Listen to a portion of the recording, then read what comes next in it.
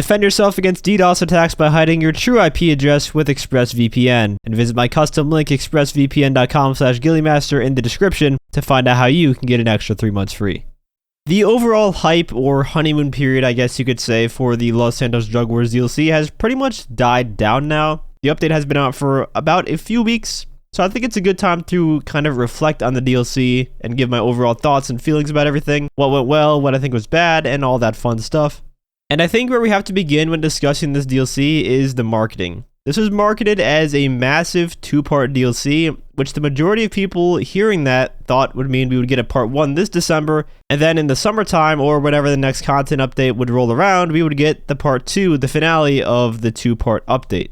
And that just didn't turn out to be true, because essentially what happened is they gave us the first 6 missions on day 1, and the part 2 of the DLC, the last dose, is just stored in the Dripfeed. It's actually in the game files right now. It's not actually requiring a second update for it to be released. So in actuality, it's not a true 2-part DLC like you've seen in the past where it's 2 separate downloads. It's just the missions are split up into 2 different parts and will then be drip-fed to us later. You'll hear me mention Dripfeed a lot throughout this video, as it's going to be a recurring theme as one of the main reasons why this update didn't feel that big.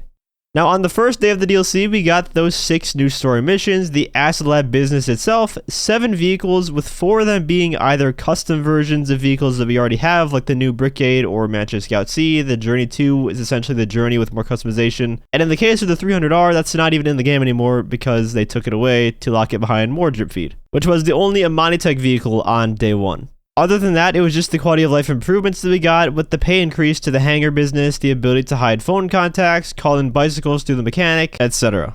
On day 1, the DLC was underwhelming, no other way to put it really. The story missions were alright, the best ones were definitely the one where you go on the acid trip, and then the final one that kind of mixed a bunch of different missions that we've seen before all into one. But really, nothing blew me away too much in the first dose story missions. They didn't feel that fun or unique. And in terms of replayability, I'm just never going to replay them unless there's some unlock you get for doing them, because they're just contact missions with a connected story when it comes down to it. The pay isn't that good, and they aren't designed for replayability like the heists are, so there's not really any incentive to want to replay them. Which is completely fine. That's actually how most story-driven content is in games in general. You're never going to have a better playthrough than your first time playing a story. But usually in the DLC, there is also something to supplement that, something to bring replayability into the update.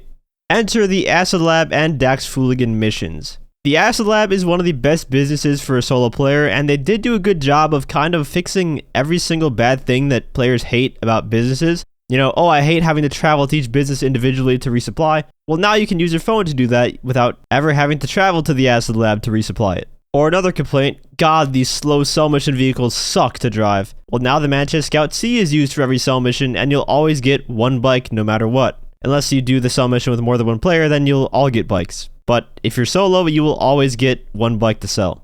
There are very few things to complain about with the Acid Lab business itself, assuming you have the upgrade for it.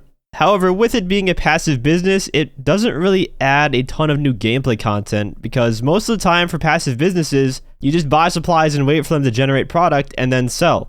Therefore, the only new gameplay you're getting is on the cell mission, which, to give credit, the cell missions are more fun for the Acid Lab in my opinion. There's no cell missions where I think to myself, you know, watching paint dry seems more fun than this. And I think that's partially due to the fact that you're on a fast bike for all the cell missions and not driving a slow box fill at 20 miles an hour. But even so, those cell missions are only replayable as often as you fill the product bar in your Acid Lab and sell, which takes hours. Aside from that, you have the Dax Fooligan missions, which are either good or completely suck. I don't mind the Go Postal one or the other Lost MC one as well. The Merryweather one honestly isn't that bad either if you don't mess up and end up getting spawn trapped by the almost aimbot AI. But the Crop Duster one and the one where you get high on acid, I find to just be not fun at all. They both suffer from the same exact issues in that the game is forcing you to be slow. The Crop Duster has to be one of the slowest planes in the game, and you have to fly to 3 different fields to contaminate them. And after the first one, a helicopter spawns in and tries to shoot you, eventually destroying your plane potentially before you even reach the last field. But say you get all 3 of the fields, then you have to fly across the map again to destroy a tanker, and by this time you're lucky if your Crop Duster isn't destroyed from all the gunfire you've received. No matter how good you are, this mission will always take you forever because of how slow the Crop Duster is. What I think Rockstar should have done is they should have made a crop duster custom that we could buy to store in our hangars that comes with speed, armor, maybe even weapon upgrades, some liveries, and if we make the investment to purchase that vehicle, we can then use it on this crop dust and Dax mission to make it a bit more efficient for us. I really wish Rockstar designed more missions around the player owning and using their own equipment. Like, the long fin setup on the Kyprico heist is a perfect example. The game gives you vehicles you can use, but you can also call in your own Phantom Wedge and are even commended by Pavel for doing so. That design philosophy should be active in as many missions as possible where it wouldn't otherwise ruin the gameplay of said mission, because then you encourage the purchasing of multiple vehicles for various different uses in other missions. Another example that I can think of that should be a thing is the nano drone. I think we should be able to use the nano drone during the Kyprico heist setup to take pictures of the loot to make it easier for us. And if someone new to the Kyprico heist wanted to make it easier for them, then they would have to purchase an arcade and purchase the arcade drone station to do so. It's really a win-win situation. I don't know why this isn't a thing.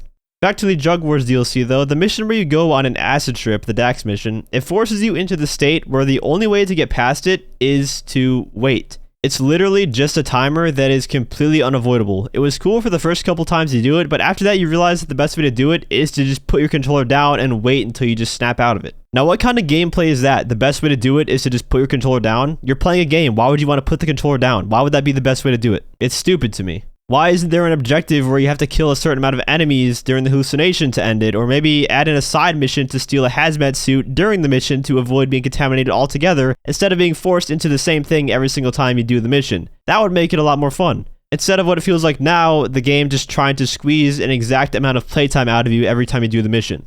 The Dax missions also aren't replayable because guess what? You get a 48-minute cooldown after each one, which I strongly disagree with. Let's say you complete all 6 of the new story missions, you buy supplies for the acid lab, and then you complete a Dax mission.